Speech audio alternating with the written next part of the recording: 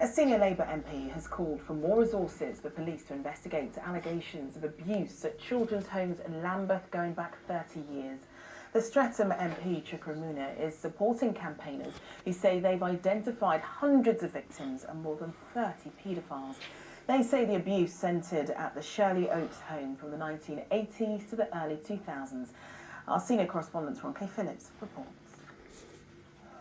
Men and women of different ages and from every race come together because they have one thing in common. They're all campaigning to expose sexual and physical abuse at the same Lambeth-run children's home. I would like to thank everyone for attending, especially the Shirley Oaks survivors, for being so brave. From the exterior, Shirley Oaks was idyllic, but behind these walls for over 3.5 decades, children suffered horrific abuse. No love. I was never loved. Now the survivors have united, using the power of numbers to get justice. They've made this video to encourage others to come forward and have carried out their own investigation, identifying 33 alleged paedophiles who preyed on children in care. We feel more comfortable undertaking this investigation by ourselves because we've been let down so many times by previous investigations like Chile and Middleton, and so we're now in a much stronger position that we have undertaken that work so we can present what we have discovered. When I was 12. Sandra Fearon thought she'd be safe when she was sent as a 12-year-old to live at Shirley Oaks. Instead, she suffered years of sexual abuse.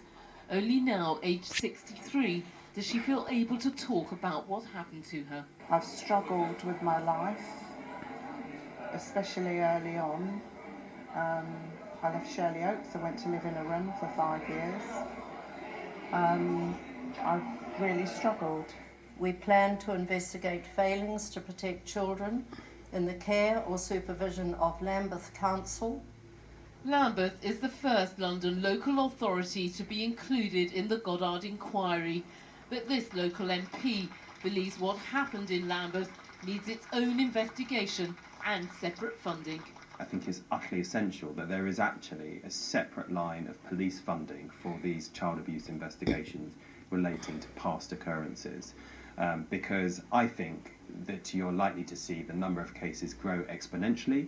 In London, for example, the forecast is for there to be at least 15,000 cases arising from the Goddard inquiry. The survivors have now released the video on YouTube and say they expect dozens more victims to come forward. Ronke Phillips, ITV News.